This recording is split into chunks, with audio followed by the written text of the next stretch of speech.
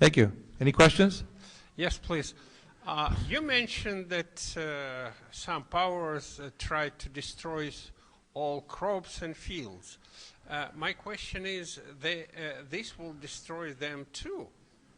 Yeah, I know. You can't see the logic. For example, if you look at the release of the avian flu, the fact is if you make vaccines, the virus keeps changing so quickly that unless you're using something like advanced scalar weaponry, they're not going to stop this. It's going to continue to mutate. It's like insanity.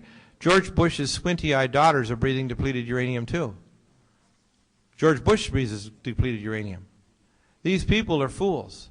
They're indwelt by demonic entities. We have to face the reality that is hard for the regular population to understand, that demonic obsession and possession really does exist, but it exists in a way scientifically, because people have to understand that the separation of science and spirituality is all based on ignorance. The real universe is a real universe. It's not just a imaginary archetype in your mind. It's a good way of coping with the nature of the universe.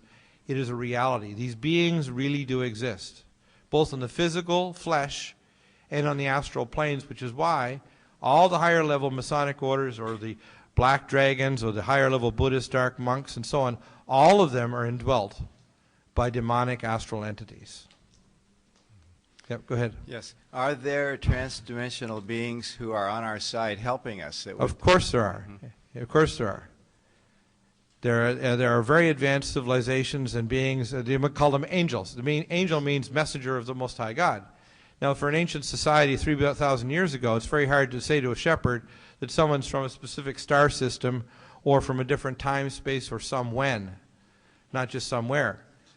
So it's very hard to explain to someone, but for our advanced culture, we should not be so naive to think that God does not have the sons of God. It says the Ben Elohim cried with joy at the creation of the earth. The fact is that we are a juvenile society about to walk, and they're all looking at us to see if we'll walk or die.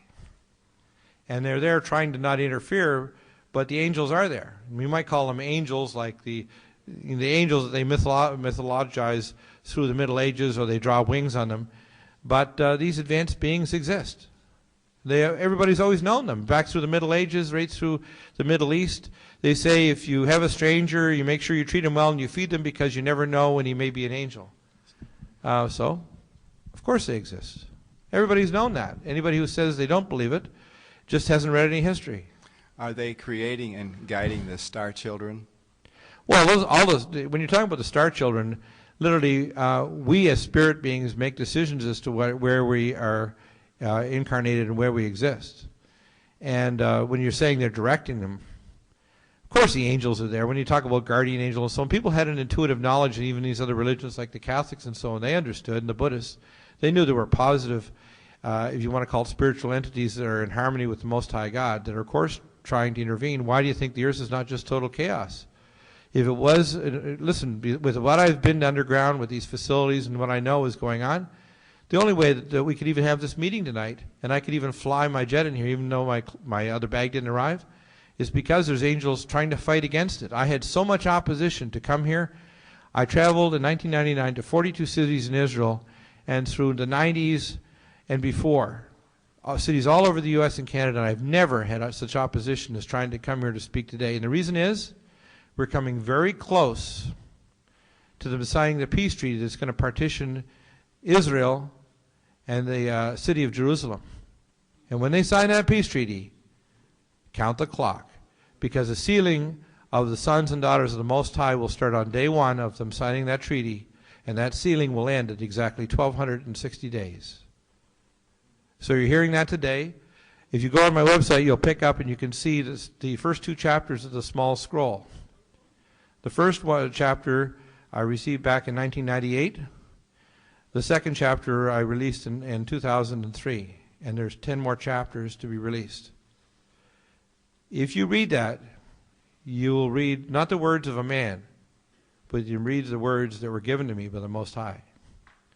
And they're words that will speak to you and make you understand and cry for what's going on in our world. People are always looking for a technical answer. They want to be entertained with archaeology or pictures or artifacts. What they have to know is that they need to stop looking outside and start looking inside to their spirit, because if they ask the right questions, all of the answers are already in their spirit, because they're children of the Most High. And when they look and they call them star children, we're all star children. We're all star children. They're just starting to open up. They're like the bubbles in the bottle. Little children opening up their eyes. My little daughter with Down syndrome, she knew when my son's wife was pregnant. She just put her hand on her tummy and said, Naomi's pregnant. Naomi's going to have a baby. You know why? She's my daughter. I'm a medical intuitive. I can tell and feel people and help them thousands of miles away. I don't need to be with them. And the reason is, that's the nature of what we are. I'm not different. I'm the same as you. Those parts of my being have just been opened up. And what I'm trying to say tonight is, we are the sons and daughters of the Most High God. We have to stop being mechanistic, Cartesian men and women that are machines. We're not a biological machine. We're a supernatural super being. We are an eternal super being that needs to start facing that reality, or our civilization will die. How do we open up these new areas that are open to you? And I mean, the first thing that I'm doing is I'm trying to do more teachings on my website, my show. The second thing I'm going to do too is I can pray with people, and I can also, with time, and it has to be them being drawn to be prayed. What I do is I pray for them firstly for their name. And their name literally is like a trajectory. It's like it says in the Bible, it talks that they shall be given a white stone with their name on it, that only them and the Most High shall know.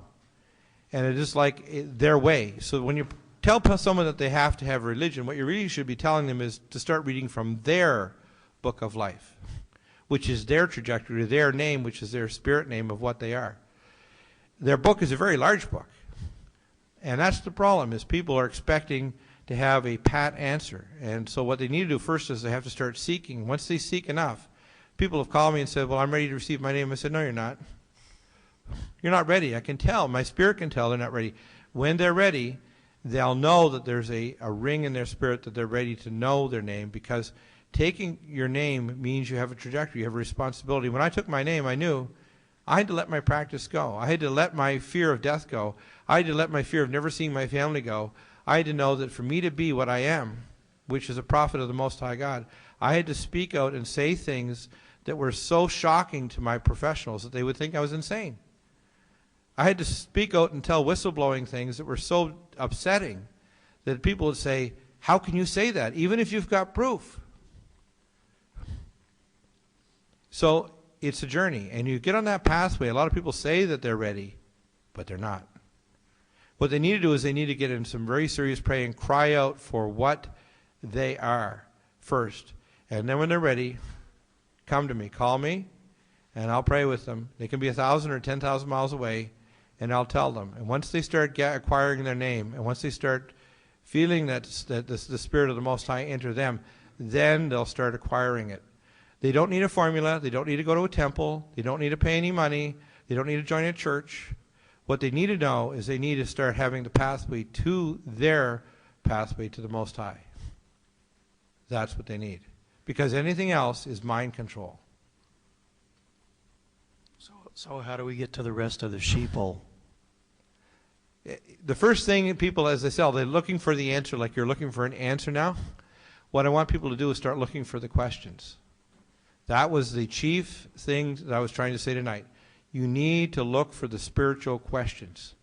Once you look for those spiritual questions, the answers were always there. They were there in your spirit body before the framing of the universe. Your bioplasmatic entity that was you was always there and always knew the answer. Right? Any other questions?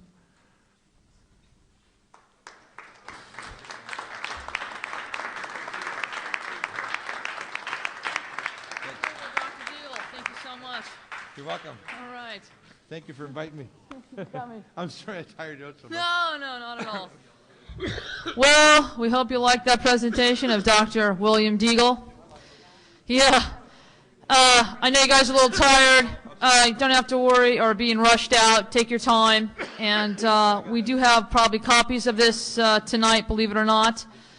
Our next forum at the Granada Forum will be Dr. Stanley Monteith in February 2007. We want to thank you again for tuning into the Granada Forum. For those who saw us, we're still working on a few little kinks, and we're getting better. Thank you, America, for viewing. Again, happy holidays, happy Hanukkah, Merry Christmas, Happy New Year. We'll see you for 2007 for Dr. Stanley Monteith. Thank you so much, and God bless.